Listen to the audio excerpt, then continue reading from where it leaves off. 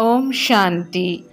आज है 7 नवंबर 2022।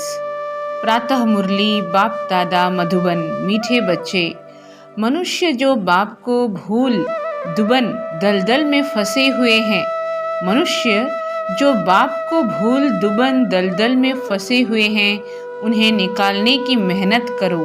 विचार सागर मंथन कर सबको बाप का सत्य परिचय दो। प्रश्न: गीता को किस धर्म का शास्त्र कहेंगे? इसमें रहस्य युक्त समझने की बात कौन सी है? गीता को किस धर्म का शास्त्र कहेंगे? इसमें रहस्य युक्त समझने की बात कौन सी है? गीता शास्त्र है ब्राह्मण देवी देवता धर्म का शास्त्र। गीता शास्त्र है ब्राह्मण देवी देवता धर्म का शास्त्र। ब्राह्मण देवी देवताय नमः कहा जाता है। इसे सिर्फ देवता धर्म का शास्त्र नहीं कहेंगे, क्योंकि देवताओं में तो यह ज्ञान है ही नहीं। ब्राह्मण यह गीता का ज्ञान सुनकर देवता बनते हैं। ब्राह्मण जो हैं वह गीता का ज्ञान सुनकर देवता बनते हैं। इसलिए ब्राह्मण देवी देवता दोनों का ही यह शास्त्र है। यह कोई हिंदू धर्म का शास्त्र नहीं कहा जाता। यह कोई हिंदू धर्म का शास्त्र नहीं कहा जाता।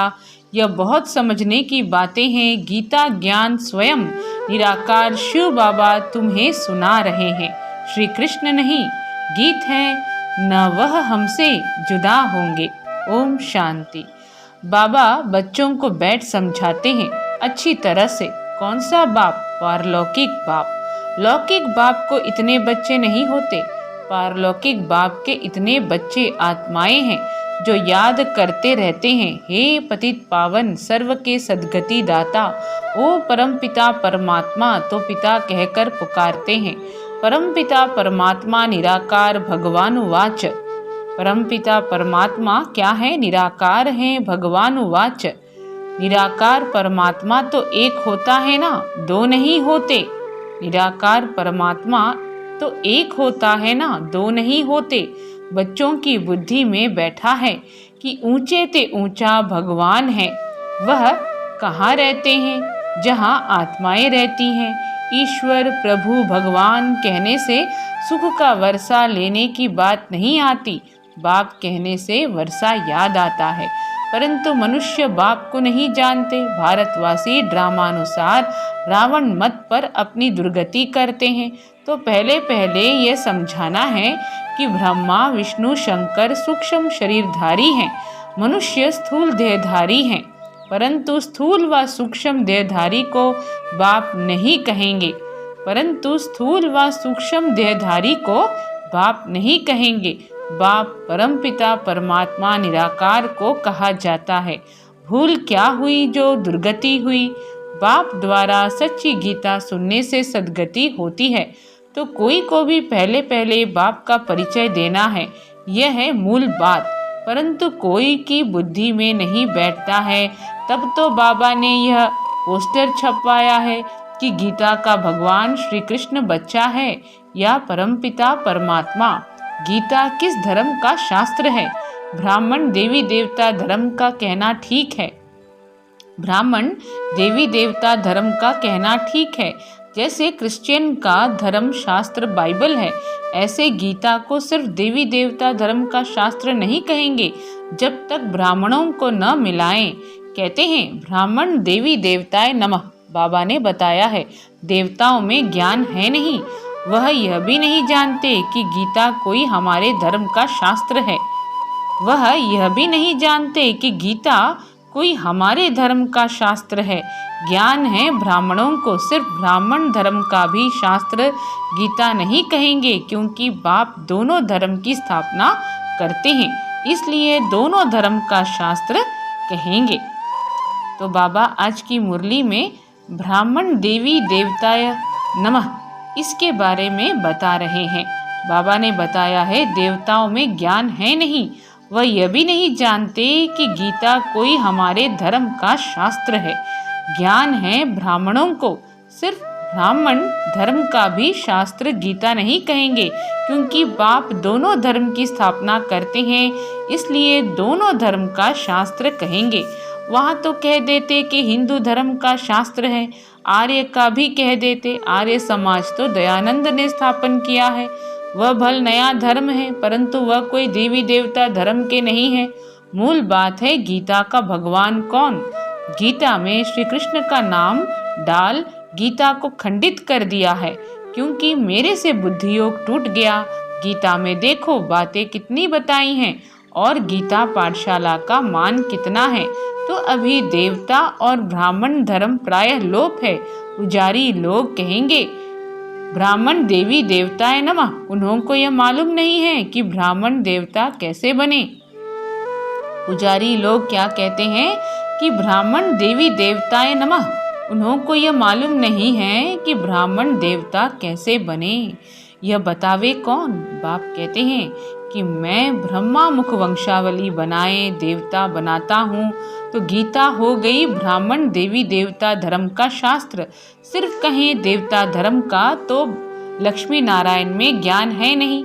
सिर्फ कहें देवता धर्म का तो लक्ष्मी नारायण में ज्ञान है नहीं। यह बात समझने की है। क्या कहा बाबा ने कि सिर्फ कहें कि देवता धर्म का तो लक्ष्मी नारायण में ज्ञान है नहीं। यह बात समझने की है, परंतु समझाए कौन। शिव बाबा सुनाते हैं कि रुद्र ज्ञान यज्ञ से विनाश ज्वाला प्रज्वलित हुई। क्या हुई? प्रज्वलित हुई। कहाँ रुद्र यज्ञ, कहाँ श्री कृष्ण, फर्क है। इस ज्ञान यज्ञ के बाद फिर सतयुग में कोई मटेरियल यज्ञ रचा नहीं जाता। अब यज्ञ रचते हैं आफत मिटाने के लिए, वहाँ कोई आफत होती ही नहीं जो यह यज्ञ रचना पड़े। गीता में रुद्र यज्ञ का भी लिखा है और यह भी लिखा है। अब यज्ञ क्यों रचते हैं? यज्ञ रचते हैं आफत मिटाने के लिए, वहाँ कोई आफत होती ही नहीं जो यह यज्ञ रचना पड़े। गीता में रुद्र यज्ञ का भी लिखा है और यह भी लिखा है कि भगवान उवाच। तो गीता में सच है आटे में नमक जितना, बाकी सब झूठ है। अब यह विचार सागर मंथन शिव बाबा नहीं करेंगे, ब्रह्मा और ब्रह्मा कुमार कुमारियों को करना है। इस समय मनुष्य तो एकदम दुबन में फंसे हुए हैं। दुबन माना दलदल। उस दुबन से निकलने में बड़ी मेहनत लगती है। तब तो बाप को पुकारते हैं। बाप कहते हैं तुमको 5 विकार रूपी रावण पर ही जीत पानी है। फिर सतयुग में तुम जीव आत्माएं सुख में हो। जो भी सत्संग है वहाँ तुम जाकर पूछ सकते हो। डरने की कोई बात नहीं। सब अंधकार में पड़े हैं, मौत सामने खड़ा है और कहते हैं अभी तो कलयुग में 40,000 वर्ष पड़े हैं। इसको कहा जाता है घोर अंधियारा। कुंभकर्ण की नींद में सोए पड़े हैं। कहते हैं भक्ति का फल भगवान देने आता है।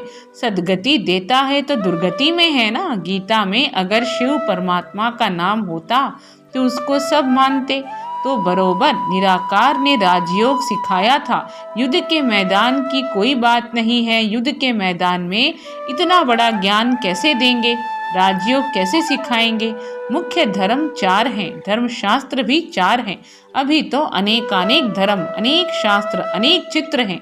अब बच्चों की बुद्धि में बैठा है कि ऊंचे ते ऊंचा है शिव बाबा, फिर नीचे आओ तो ब्रह्मा विष्णु शंकर, फिर साकार में लक्ष्मी नारायण, फिर उनकी डिनेस्टी, संगम पर ब्रह्मा सरस्वती। बस रुद्र यज्ञ जब रचते हैं तो शिव का लिंग बनाए, पूजा कर फिर डुबो देते हैं। देवियों की भी पूजा कर फिर डुबो देते हैं। तो गुड्डे गुड़ियों की पूजा हो गई ना, क्योंकि उनका ऑक्यूपेशन कोई नहीं जानते। उनकी महिमा है पतित पावन। तो कैसे पाप आत्माओं को पावन बनाते हैं? अभी तो तुमको जाग कर जगाना है, अर्थात बाप का परिचय देना है। बाप को जानते नहीं, सिर्फ पैसा कमाते, कथा सुनाते रहते हैं। इससे क्या हुआ? तुम विद्युत मंडली में भी जाकर समझाओ। इस लड़ाई में मरना तो सबको जरूर है। इस रुद्र ज्ञान यज्ञ से विनाश ज्वाला प्रज्वलित होती जाती है। लिखते भी रहते हैं कि हमने इतने बड़े बड़े बॉम्ब्स बनाए हैं, तो कल्प पहले भी इनसे विनाश हुआ था। यह सब बॉम्ब्स कोई कल्प पहले इन्होंने समुद्र में नहीं डाले थे, तो अभी भी विनाश होना है। कहते हैं विनाश काले विपरीत बुद्धि कौन? कौरव और यादव। अभी तो प्रजा का प्रजा पर राज्य है, तो यह पोस्टर लाखों की अंदाज में छपाओ, सब भाषाओं में, अंग्रेजी में तो ज़रूर छपवाना चाहिए। जहाँ जहाँ गीता पाठशाला हो वहाँ बांटते जाओ, पोस्टर पर एड्रेस भी लिखी हुई हो। बाबा डायरेक्शन तो देते हैं ना, करना तो बच्चों का ही काम है।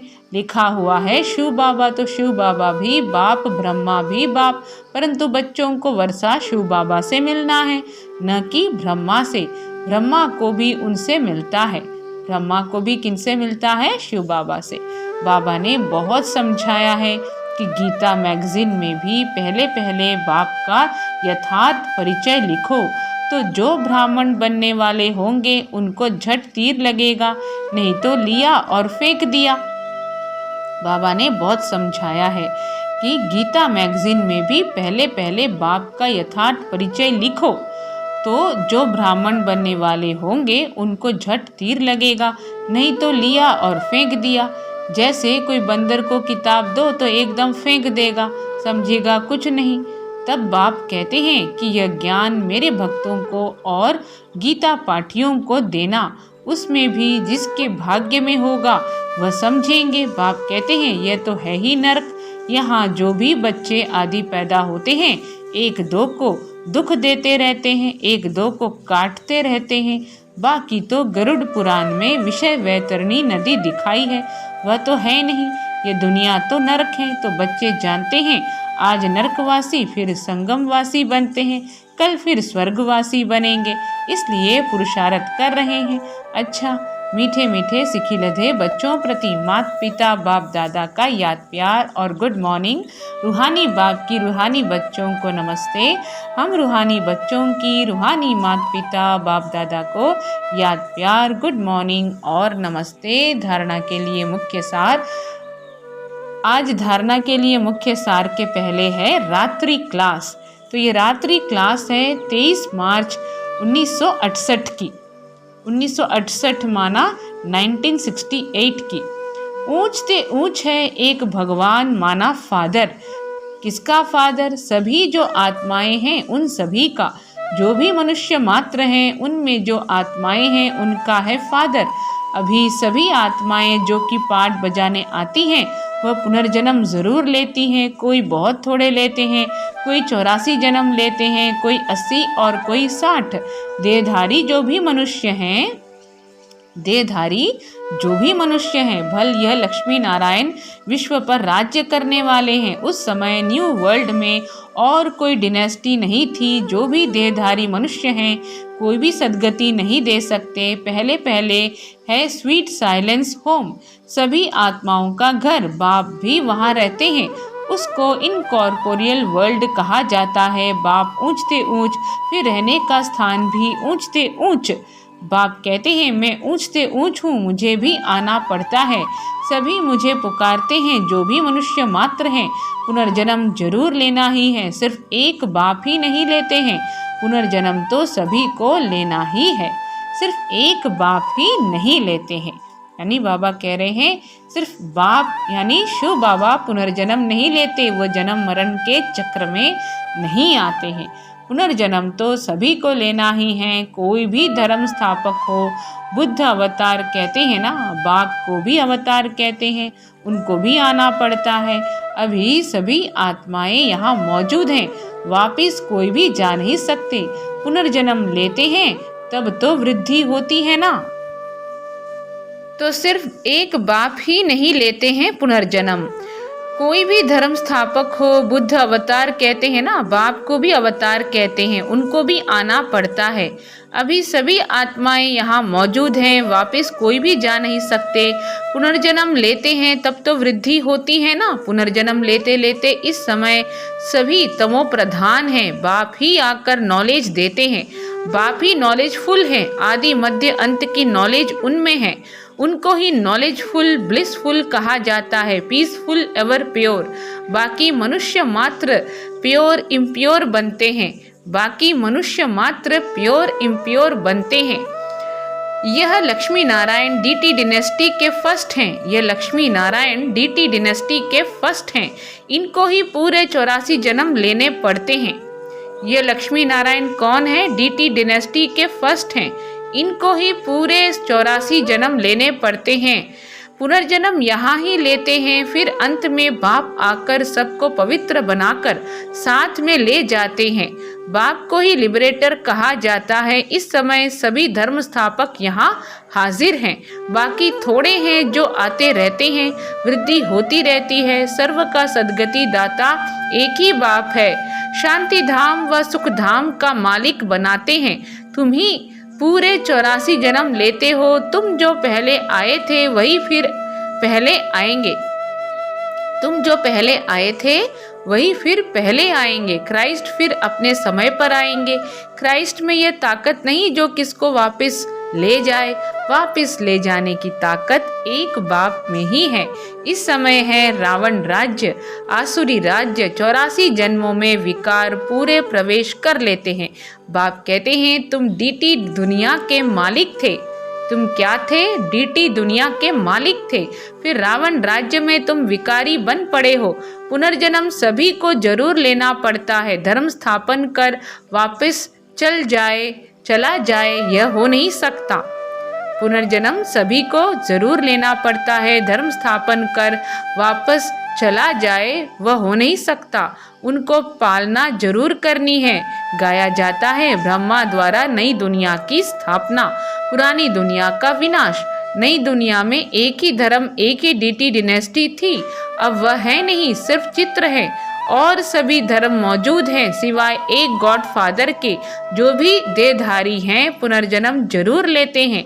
भारत है अविनाशी खंड, यह कब विनाश नहीं होता। अविनाशी है। जब इनका राज्य था तो और कोई खंड ही नहीं था, सिर्फ इनका ही राज्य था। सूर्यवंशी, चंद्रवंशी, बस और कोई नहीं। नई दुनिया को स्वर्ग डीटी वर्ल्ड कहा जाता है। इनकॉर्पोरियल वर्ल्ड को स्वर्ग नहीं कहा जाता है। नई दुनिया को स्वर्ग डीटी वर्ल्ड कहा जाता है। इनकॉर्पोरियल वर्ल्ड को स्वर्ग नहीं कहा जाता। वह है स्वीट साइलेंस होम, निर्वाण धाम। वह है स्वीट साइलेंस होम, निर्वाण धाम। आत्मा को ज्ञान सिवाय परमपिता परमात्मा के और कोई दे नहीं सकता। आत्मा बहुत छोटी बिंदी है। सभी आत्माओं का फादर है सुप्रीम सोल। उनको सुप्रीम फादर कहा जाता है। वह कब पुनर्जन्म में नहीं आ सकते हैं। इस समय नाटक की पिछाड़ी है। यह सारी दुनिया स्टेज है, इसमें खेल चल रहा है। इनकी ड्यूरेशन है 5000 वर्ष। यह है पुरुषोत्तम संगम युग, जबकि बाप आकर सभी को उत्तम से उत्तम बनाते हैं। आत्माएं अविनाशी ही हैं। ये ड्रामा भी अविनाशी है, बना बनाया खेल है। जो पास हो गए फिर उसी समय पर आएंगे। जो पास हो गए फिर उसी समय पर आएंगे। पहले पहले यह आए थे। लक्ष्मी नारायण अभी नहीं है। सच्चा सच्चा सत का संग यह है। अच्छा, मीठे मीठे रूहानी बच्चों को रूहानी बाप व दादा का प्यार भरा याद प्यार गुड नाइट। तो दादा का याद प्यार गुड नाइट। ओम शांति। धारणाएं हैं। विचार सागर मंथन कर मनुष्यों को दुबन दलदल से निकालना है। जो कुंभकर्ण की नींद में सोए हुए हैं उन्हों को जगाना है। सूक्ष्म अथवा स्थूल देहधारियों से बुद्धि योग निकाल एक निराकार बाप को याद करना है। सबका बुद्धि योग एक बाप से जुटाना है। वरदान है सच्चे वैष्णव बन पवित्रता की श्रेष्ठ स्थिति का अनुभव करने वाले संपूर्ण पवित्र भव। सच्चे वैष्णव बन पवित्रता की श्रेष्ठ स्थिति का अनुभव करने वाले संपूर्ण पवित्र भव। संपूर्ण पवित्रता की परिभाषा बहुत श्रेष्ठ और सहज है। संपूर्ण पवित्रता का अर्थ है स्वप्न मात्र भी अपवित्रता मन और बुद्धि को टच नहीं करे। इसी को कहा जाता है सच्चे वैष्णव। चाहे अभी नंबरवार पुरुषार्थी हो, लेकिन पुरुषार्थ का लक्ष्य संपूर्ण पवित्रता है और यह सहज भी है, क्योंकि असंभव से संभव करने वाले सर्वशक्तिमान बाप का साथ है। असंभव से संभव करने वाले सर्वशक्तिमान बाप का साथ है। स्लोगन है सहज योगी वह है जो हठ व मेहनत करने के बजाय रमणीकता से पुरुषार्थ करे। सहज योगी वह है जो हठ व मेहनत करने के बजाय रमणीकता से पुरुषार्थ करे। ओम शांति।